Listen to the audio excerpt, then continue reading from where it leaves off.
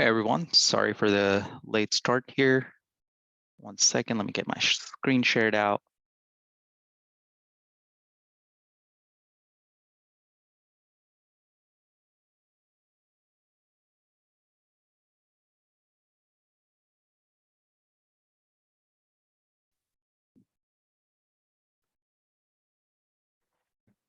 So thank you everybody for hopping on today. We're happy to see you all here. Today we're going to be hosting test splitting webinar. We're excited to have you with us today. My name is Nitin, and with me is Sam. Today we'll be discussing test splitting on CircleCI. If you have any questions, feel free to drop them in the chat, and we'll do our best to answer them in the chat or at the end of the session there.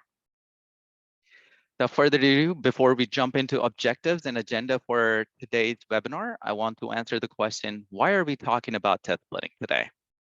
As developers, engineers, DevOps folks, we want to ensure that our code is tested thoroughly and our test suites can take really long time to run in our CI/CD pipeline.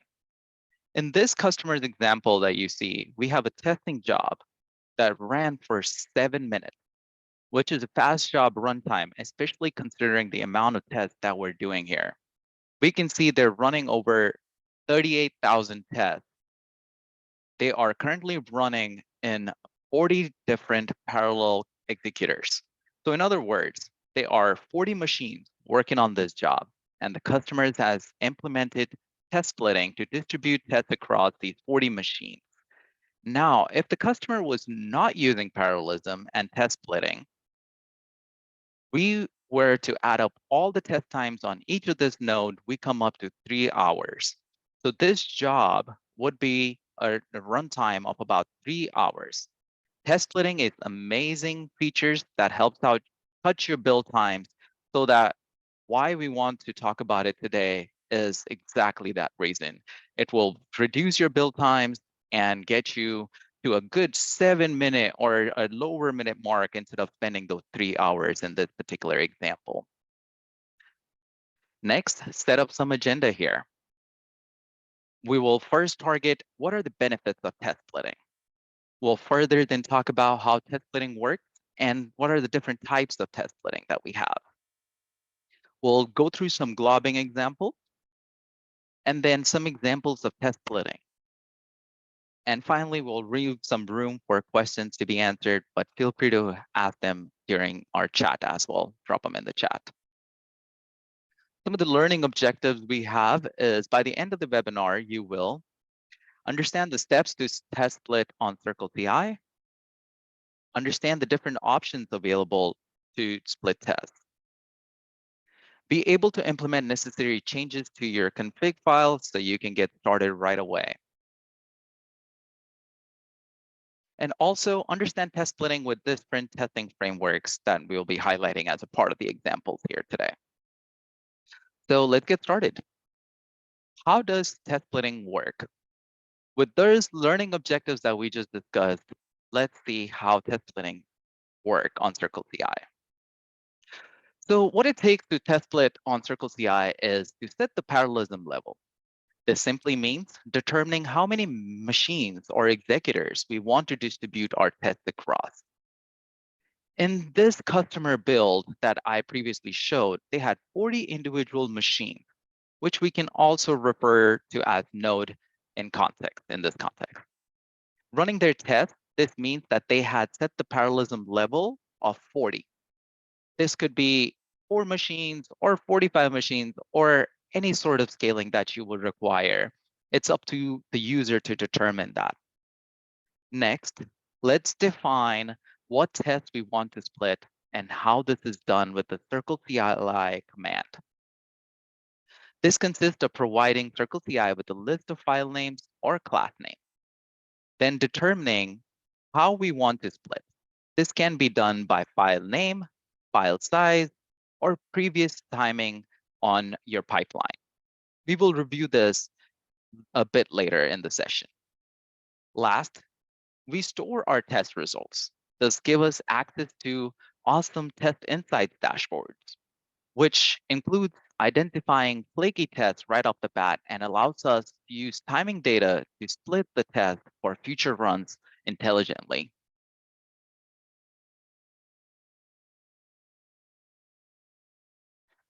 Let's review the first step in setting up test splitting, which is setting up parallelism level. This is done by simply adding the parallelism key to the configuration file under the job you want to be parallelized. On the left screenshot here, we can see this key added to a job, build and test, which is using the CircleCI node convenience image as an executor, and the parallelism is set to 5. So that means when the job runs, CircleCI will spin up 5 individual node containers.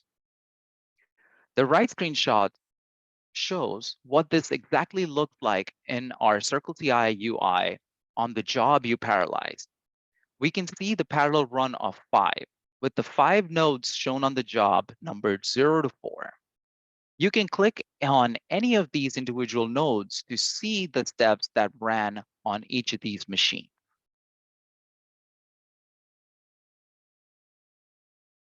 To illustrate and review parallelism, we have these graphics here. On the left, in an example of a job with 7 tests with no parallelism configured, or in the other word, it has a parallelism level of 1. There is only one machine running all of the 7 tests, and it's going to take time to run all of these, since there is only one executor doing the job and doing all the work there. On the right is an example of running the same job with a parallelism level of 4. You can see that same 7 tests are distributed across these 4 parallel nodes. In this example, the files are being split based off their file name, or this could technically be a class name as well. This will distribute the test files evenly across the machine. So 2 on the first 3 and 1 on the last machine. This will be done in alphabetical order according to the file or the class name. The next step after setting up parallelism level is to use CircleCI's command line command to provide tests and determine a split method. So in our case, we previously chose 5 executors using the parallelism key. We now need to tell CircleCI what tests to distribute and how to distribute them across these 5 nodes.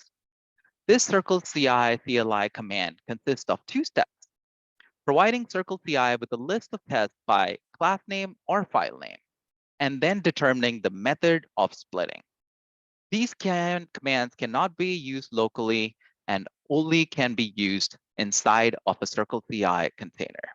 If you look at the screenshot there, you can see we're using CircleCI test glob and giving the source of the test to grab all the tests, and then the CircleCI test split command to determine what type of the split that we want.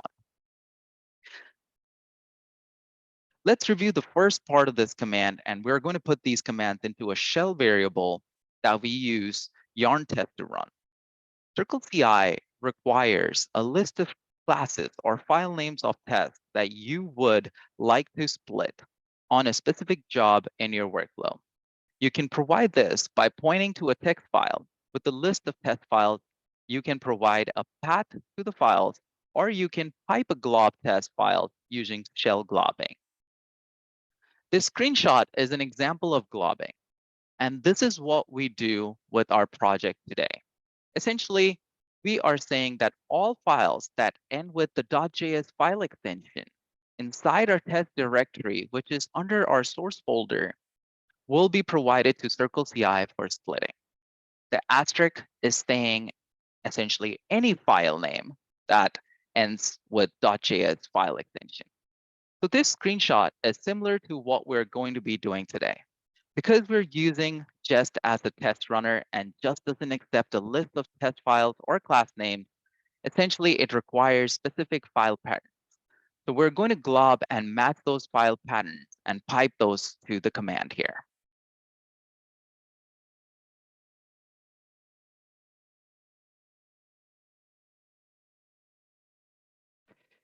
Now, There are some globbing examples that we can go over. The first example here includes all files inside the config directory that is mentioned there. The second example includes all of the .png file extensions in all the directories. The third example here contains all .png, .ico, or .md files in all of the directories. It will be globbed. The next is all .ts files inside our source directory and all of its subdirectories will be globbed. And the last one example here is all .ts files, but not including the .module.ts. Next, the second part of this command is define how we want these provided tests to be split. We do this by using the CircleCI test split command, followed by the flag of split by. And in this case, we're using the saying by timing. We then have an echo of the variable that we just created. This we are strictly using in this example to print out the results of our globbing. So we can test and see if we're getting the right test to be run. But this is not a necessary step, but it's a great way of seeing what tests are being globbed. Last, we run the command we saved as a variable by using yarn test and giving the name of our variable. This will cause our commands to be executed with the proper test files or classes and the splitting type that we determined. Lastly, we want to store our test results. This gives us access to test insights, and it allows us to split by timing, like I was mentioning. The screenshot on the right, the store test results is the command you will use in your config file with the path to where your test executor has stored your test results.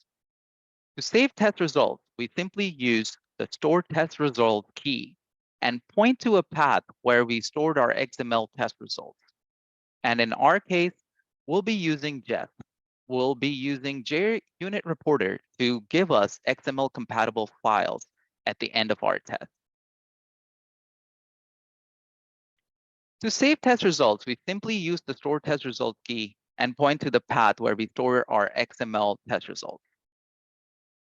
That said, it allows us to split by timing, and it also helps us identify the flaky tests. In this example, we can see 171 flaky tests were detected, and our Insights dashboard highlights that and enables you to utilize that detection to figure out the flaky test. Next, we'll figure out how we are going to test with Maven Surefire. Surefire uses file names as filters, and using the globbing technique we explored earlier, we can collect all the possible test files. Now that we have all the list of the test files, in the unit of JUnit, classes which are also names of test files, luckily, are everything. We can translate pretty easily by removing our test directory and converting slashes to dots. And it exposes a way to pass include files which are the pattern to match. Our selection of tests was always overruled by the parent POM Surefire configuration, which in this case of projects like Spring Boot, we don't have control over. Exclude files is applied after all includes and would enable our CI system to have the ultimate say. Feel free to ask any questions if you have any issues testing with Maven Surefire. Next, we will try to see how we can use test splitting using node total and node index. For full control over how tests are split across parallel executors, CircleCI provides two environment variables that you can use in place of CLI to configure each container individually. The CLI uses the number of execution environments, which is CircleCI node total, along with the current container index, which is CircleCI node index. Then uses deterministic splitting algorithms to split the test files across all available containers. Next, we will figure out how we can test split in Xcode unit tests. So for all iOS application tests, including UI tests, the build must be running before. When you implement build for testing in Fastlane, it enables the parameter of run test action. This is also a derived data path parameter, which allows you to specify the path to the artifact. After that, launch multiple macOS VM or iOS simulators. You can increase or decrease the number of macOS VMs or instances by setting the value of the parallelism key. Next, we will split test based on the execution time. So what run test action does is it enables the test without building parameter. And since we had the app already built, we can enable this parameter.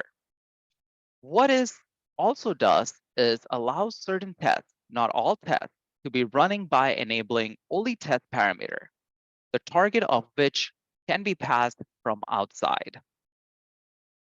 Next, we will run split tests in parallel. The target test files are retrieved by CircleCI test glob command and the CircleCI split by command, and the tests are run in parallel. Last, we will upload the test results, which include the execution time. In this screenshot example, we see we have 5 tests with different execution time, and they were both run in 2 parallel runs. There was little variation in the text execution time, like you see benefiting in time saving there. These are some of the common issues that our customers run into when attempting to test split. Some of them are no timing data found, file does not exist, partially found results, or split not working. Feel free to reach out to CircleCI or any of the team members to identify as to how we can help resolve these issues and get test splitting working for you all. I just want to point out there's so much more information on test splitting, and by specific test suites and everything, the test splitting will differ. So I want you to point to our documentation as well, which is listed right here. Feel free to check out these awesome resources and understand how test splitting works further. Thank you.